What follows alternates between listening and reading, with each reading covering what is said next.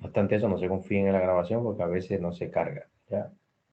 Entonces, esta primera clase, la hoja número 30. Hay dos modelos de estructura interna del planeta, uno según la química y uno según la física. Bueno, este es según la química. El planeta se divide en corteza, manto y núcleo, según la química. Corteza, manto y núcleo. Ahora, es importante que establezcan una diferencia que está entre la corteza oceánica y la corteza continental. O sea, básicamente se pueden hacer una pequeñita tabla, resumirlo de la hoja 31 y la 32. ¿Ya? O sea, la corteza, ya sabemos que se divide en oceánica y continental, perdón, que es de la 32 y la 33. Ya, o sea, estamos hablando de la hoja 30, 32 y 33. La corteza oceánica y la corteza continental se divide en cuatro aspectos, que es el grosor, la edad, el tipo de roca y la densidad. Entonces, en ese sentido, la corteza oceánica tiene esto como grosor, o sea, de menor grosor, está formada por basalto principalmente, son rocas más jóvenes, pero son rocas más densas. Ya, esa es la corteza continental comparándola con la oceánica. Es de menor grosor, las rocas son más jóvenes, son más densas las rocas y está formada principalmente por basalto. Y la corteza continental, entonces, las rocas son como tales más gruesas, noten las dimensiones. Las rocas son de menor densidad, son más antiguas, son más viejas y principalmente la corteza continental es de composición granítica. ¿Ya? Entonces podemos realizar esa pequeñita tabla para comparar corteza oceánica con corteza continental. Entre la página 32 y la 33 podemos establecer esas diferencias. Luego vamos a la página 39, donde aparece entonces el otro modelo de la estructura interna del planeta, que es el modelo dinámico o modelo físico o mecánico. Según este modelo se plantea que entonces el planeta se divide en litosfera, astenosfera, página 40, donde está la mesósfera o manto inferior, y en la 41 que se plantea que el núcleo interno y núcleo externo.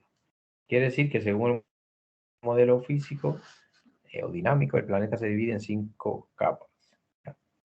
O 6 capas. O sea, pues lo que este es una que está dividiendo litósfera, astenósfera, mesósfera, núcleo externo, núcleo interno. O sea, estas capas. ¿Ya? 3, 4, 5. Ahora, ¿qué hay que saber de acá? Bueno, que el núcleo externo es líquido, que el interno es sólido. Y además es importante saber que la litósfera es la que está fragmentada, lo vemos acá, está fragmentada en una serie de placas tectónicas, placas litosféricas, que se mueven, interactúan y se mueven gracias a que debajo está la astenósfera, la astenósfera. ¿Y qué es astenósfera? Bueno, es esa capa blanda, plástica, que la parte superior está fundida, que entonces permite que se mueva encima la litósfera. Ya tenemos entonces modelos según la química, corteza, manto y núcleo, según la física, litósfera, astenósfera, mesósfera, núcleo externo, núcleo interno. La litósfera está fragmentada en capas, en placas tectónicas, y la astenósfera es esa esfera débil que permite que la litósfera se mueva. Y el núcleo externo es líquido y el interno es sólido. Y la diferencia que veíamos entre corteza oceánica y corteza continental, que la oceánica es más delgada, pero es más densa, es más jovencita y formada por basalto. La continental entonces todo lo contrario, pero está formada entonces por granito. Y lo otro es completamente contrario. Ya, entonces, hasta aquí esta primera clase. Ese sería el resumen de esa primera clase. En el caso de... entonces que se inició la grabación ya. En el caso de la segunda, de esta segunda clase, podríamos mencionar como importante esta parte. O sea, bajo el nivel del mar, el relieve no es completamente llano, el piso oceánico no es completamente llano, sino que hay una serie de estructuras que se diferencian muy notablemente una de otra, que son los márgenes continentales, las cuencas oceánicas profundas, que son esas grandes llanuras, la dorsal, que es esa enorme cadena montañosa que recorre todo el planeta, que tiene de 1 a 3 kilómetros de altura, los montes submarinos y las fosas submarinas. Esas son estructuras bien diferenciadas una de otra. Sería lo único, porque lo otro ya lo vemos en la parte de tectónica y lo que corresponde acá al océano es algo ya de cultura general. La tercera clase, propiedades físicas de los minerales. De aquí, importante, la página 3, donde está la definición de mineral. O sea, hay que considerar, para considerar algo como un mineral, hay que tener en cuenta que debe ser sólido, natural, homogéneo, inorgánico, composición química definida y disposición atómica ordenada. Esa es la definición de mineral. Y de alguna manera podemos preguntar sobre esa definición de mineral. Sabemos que hay una más reciente, más cortita, pero esa es la que debe manejar. Página 3. Lo otro es ya un tanto entrando en temas de mineralogía y de propiedades físicas. Bueno, primero esta página, que es la página 11. El gráfico aparentemente no dice nada, pero dice mucho. El gráfico lo que plantea es que del total de los minerales, la mayor parte, el 92%, son silicatos. Ya, esa podría ser una pregunta. ¿Cuál es el grupo mineral más abundante? Bueno, los silicatos. ¿Por qué? Porque lo que predomina en la corteza es oxígeno y silicio, dos elementos que se combinan muy fácilmente y se forman la base de los silicatos, que es ese tetraedro de silicio oxígeno que habíamos comentado. ¿Ya? Por tanto, acá de la página 11 sería cuál es el grupo mineral más abundante y por qué. Lo otro es, ya entrando en propiedades físicas de los minerales, la página 23, que indica cómo clasificamos los minerales teniendo en cuenta las variaciones o no del color. Y en ese caso lo clasificamos en idiocromático, son aquellos minerales que siempre son del mismo color. ¿Ya? Los halocromáticos son minerales que se presentan en distintos colores porque depende de determinadas impurezas que estén presentes en su composición química. O sea, una serie de elementos que llamamos cromóforos que están en determinadas cantidades en ese mineral como impureza y lo tiñen, le dan color. Y los pseudocromáticos o de colores falsos son aquellos minerales que el color en sí proviene de la estructura del cristal y de cómo interfiere la luz sobre ese cristal. ¿Ya? Esa sería la forma en que clasificamos. Obviamente, cuando vemos minerales determinamos su color, ¿ya? Pero en dependencia de los cambios o no de coloración, entonces tenemos esta clasificación. Esa es la página 23. Luego podemos ver la página 33, donde se plantea qué es dureza.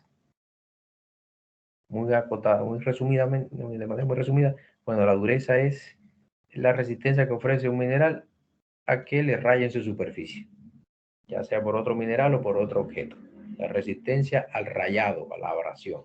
Eso es dureza. Ya la parte de cómo determinar la dureza, la escala de modo, eso lo vemos en el laboratorio. Pero de momento es importante que conozcan que cuando hablamos de dureza de un mineral nos referimos a la resistencia que ofrece un mineral a ser rayado.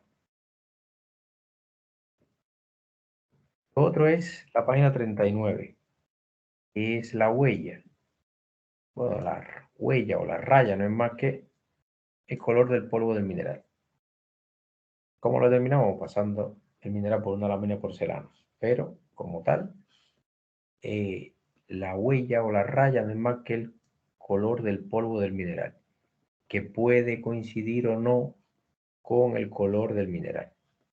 Puede que coincida el color de la raya, el color del mineral, pero puede ser que no. Lo otro importante es página 63. ¿A qué se refiere cuando hablamos de diafanidad? Bueno, propiedad que poseen los minerales de permitir que la luz lo atraviese el cuerpo del mineral. Ahora, según esa propiedad, los minerales podemos clasificar al menos en estos tres grupos básicos, que es transparente, translúcido o pueden ser opacos. ¿Cuáles son los transparentes? Bueno, aquellos minerales que la luz pasa muy fácil. Incluso podemos observar a través del cuerpo del mineral. Colocamos un objeto detrás y se puede observar. Translúcido, ¿cuál sería? Bueno, donde la luz pasa, pero por los bordes más delgados. Si colocamos algún objeto detrás, entonces se observa, pero con dificultad, no se nota con claridad. Y opaco, bueno, son los minerales que la luz no lo puede atravesar. Y si colocamos un objeto detrás del mineral, por muy delgado que sea el mineral, no vamos a observar nada. No es posible observar. Ya, o sea, en este caso es que es diafanidad, capacidad de los minerales de permitir que la luz lo pase o que se pueda observar a través de ellos. Y en este caso tenemos estas tres categorías: transparente, translúcido, opaco. El último es hoja 66, tenacidad. ¿A qué nos referimos cuando hablamos de tenacidad? Bueno, la resistencia que ofrece el mineral a que lo pulvericen, lo fracturen, lo aplasten, lo deformen, lo quiebren, lo rompan, lo doblen. Eso es tenacidad. Diferente a dureza, que dureza es resistencia a que lo rayen. Esto es resistencia a que lo pulvericen, que lo aplasten, que lo doblen. Y en ese caso tenemos entonces estos 6 tipos de tenacidad, que es frágil, maleable, dúctil, séptil, plástico y elástico. ¿Cuál es la diferencia? Bueno, frágil, que es un mineral que con un poco de esfuerzo lo podemos pulverizar, lo podemos romper con relativa facilidad. Maleable se le llama aquel mineral que lo podemos laminar. Dúctil, el que podemos hacerle un hilo. Séptil, el que con una cuchilla y con un pequeño esfuerzo podemos sacarle algunos fragmentos, pedazos, lascas o virutas, que es como si estuviésemos sacando la punta de un lápiz. Plástico es un mineral que si se le aplica un esfuerzo se va a deformar, no se va a romper tan fácilmente, sino que lo que se va a doblar. Y cuando cesa el esfuerzo se queda así, se mantiene doblado, deformado, como la plasticina. Y elástico, bueno, es aquel mineral que se le aplica un esfuerzo, se deforma, y cuando cesa el esfuerzo él se recupera, o tiende a recuperar su forma inicial. Sería eso en esta clase. Hasta aquí, esta tercera clase.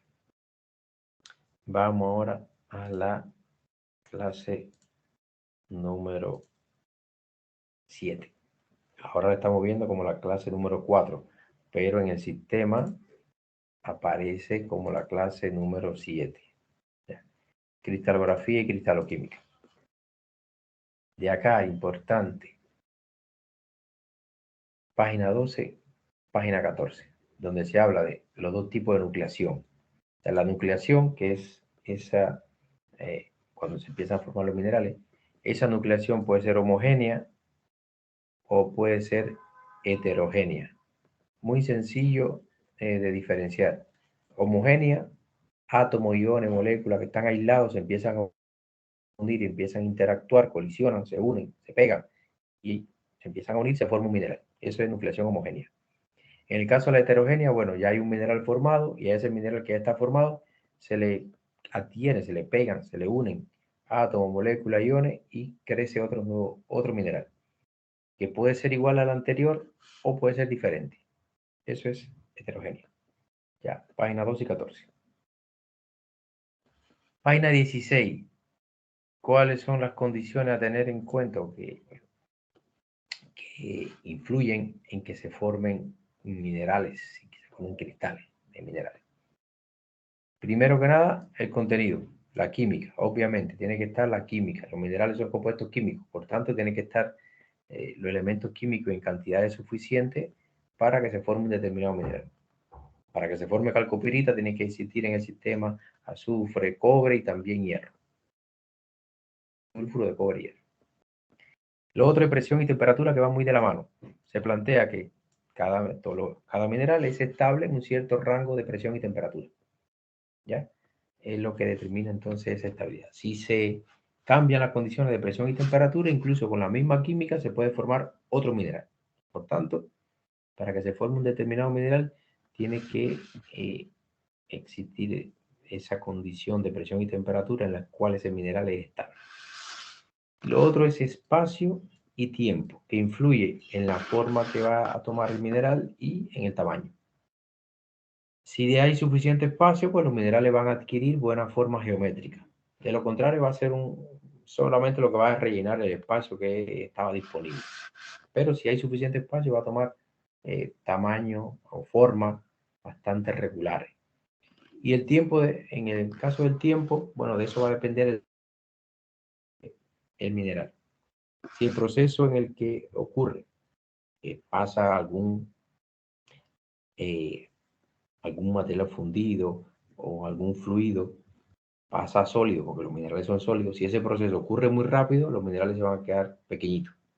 Ahora, si ese proceso ocurre lento en el tiempo, entonces los minerales van a poder crecer. ¿Ya? O sea, el tiempo va a influir en el tamaño de los minerales. Esa es la página 16. Aquí se ve que contaron con tiempo y espacio.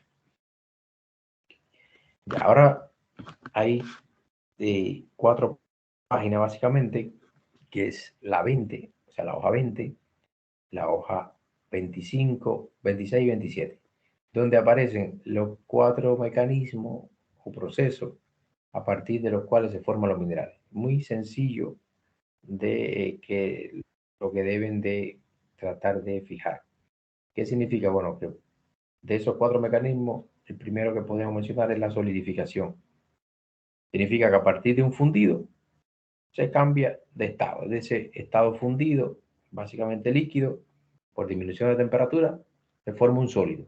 Por eso la palabra solidificación. A partir de un, vamos a llamarle líquido, pasa al estado sólido y por disminución de temperatura se forman minerales. Es un primer proceso o mecanismo de formación de minerales. El otro es precipitación química. Bueno, tenemos un fluido donde hay una serie de elementos disueltos. Parte de ese fluido se evapora o puede que exista una sobreconcentración, un aumento de la concentración o variación de presión y temperatura y finalmente a partir de esa solución precipita los minerales. Netamente precipitación química, lo que ocurre con las sales, como habíamos comentado.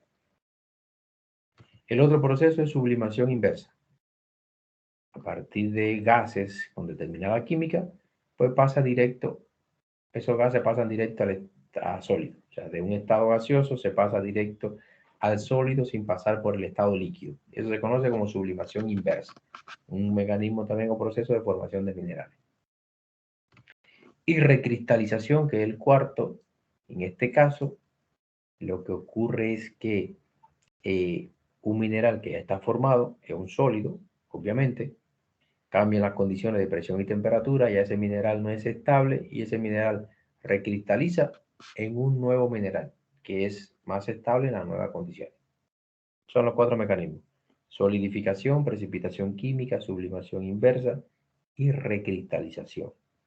En este pasan de sólido a sólido, acá de gas a sólido, acá de líquido a sólido por evaporación principalmente de parte del fluido por cambio de presión y temperatura. Y acá, bueno, por disminución de temperatura, de ese material fundido a sólido. Acá entonces, mecanismos a partir del cual se forman los minerales. Y lo otro importante de esta clase es que cuando ocurre la formación de minerales, pueden darse algunos casos donde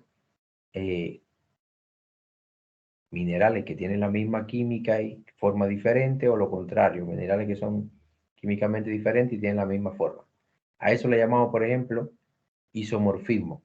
Cuando hablamos de isomorfismo nos referimos a minerales que tienen la misma forma, estructura cristalina básicamente, pero química diferente. Iso igual, morf se refiere a forma. O sea, son minerales que tienen la misma estructura cristalina, pero diferente química.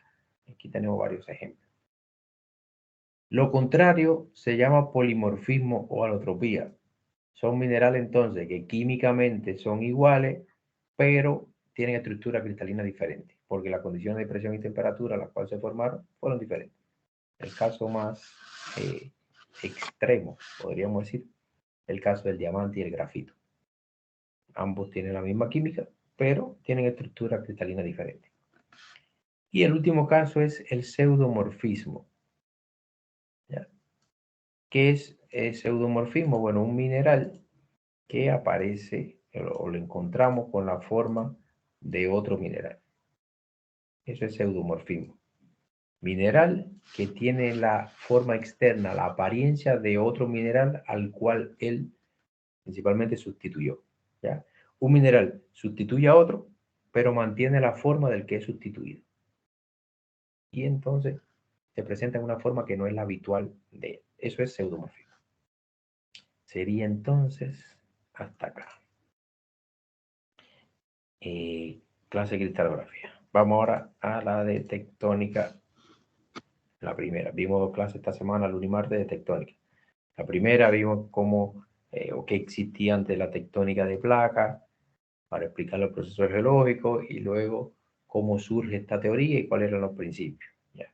Pero básicamente acá, como la segunda clase es donde se profundiza en la parte de tectónica, de esta clase, esta parte inicial es un tanto más de historia. De aquí es importante la hoja 45, donde se plantea que las placas pueden ser solo de corteza oceánica, pueden ser solo de corteza continental o pueden ser placas mixtas. La pregunta puede ser de qué tipo de corteza son las placas litosféricas. Bueno, pueden ser de corteza oceánica, de corteza continental o tanto corteza oceánica como corteza continental. No mezclada las cortezas, sino que una parte de la placa, en una parte de la placa es corteza oceánica y en la otra parte es corteza continental. Y de un lado a otro va transicionando. Y lo otro importante acá es, lo podemos ver en este gráfico, cuáles son los mecanismos que hacen posible que se muevan las placas. En la página 54 dice empuje la dorsal, arrastre por el manto y tracción de la losa. Pero también está acá, en esta página 70, donde se plantea eso precisamente. Incluso se habla de un cuarto mecanismo. El movimiento de las placas se debe a la fuerza de empuje de la dorsal, el arrastre astenoférico, el tirón de la placa y la fuerza de succión de la placa. Por si acaso, importante saber que, por ejemplo, el empuje de las dorsales no es más que el material que sale desde el interior, empuja hacia ambos lados al material que ya había salido antes. Y eso hace posible que se vaya moviendo las placas.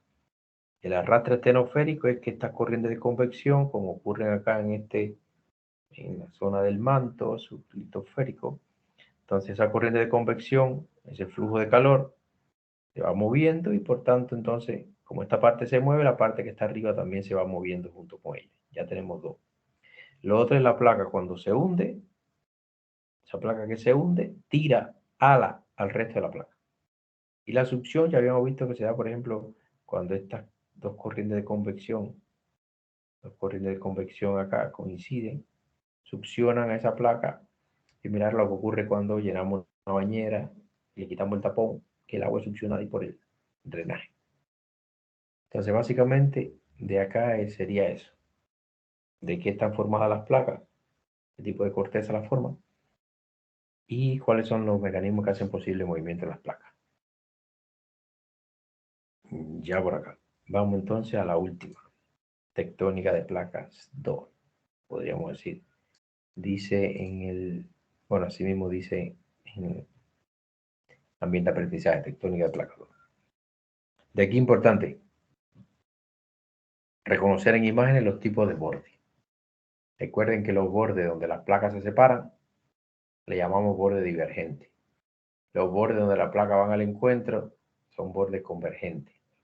Y los bordes donde las placas interactúan lateralmente, en la misma dirección pero en sentido contrario, entonces le llamamos borde transformante. Aquí ni se acerca ni se aleja, están interactuando lateralmente. Importante también esta página, la 5, donde se establecen diferencia entre los tres tipos de borde. ¿Ya? Por ejemplo, el convergente y el divergente son bordes donde hay actividad sísmica y volcánica. Pero en el transformante solo hay actividad sísmica. En este borde convergente lo que hay es compresión. Y en el divergente lo que hay es tensión o extensión.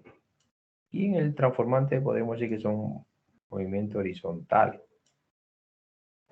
Una placa paralela a la otra. En el convergente se genera la zona de subducción, se destruye corteza. En el divergente se desarrolla el rifting, que en este caso la separación, por tanto se crea nueva corteza. O sea, los divergentes sabemos que se le llama borde constructivo porque se genera nueva corteza oceánica que se destruye entonces en el convergente y por eso le llamamos destructivo. Y el transformante se le llama borde pasivo o conservativo porque ni se crea ni se destruye corteza. O sea, importante acá es esa diferencia entre los distintos tipos de bordes. Lo otro acá, para no estar en tanto detalle, página 20 se plantea que en el caso de los bordes convergentes pueden ser entre dos placas con corteza oceánica, entre dos placas con corteza continental o entre una placa con corteza continental y una placa con corteza oceánica.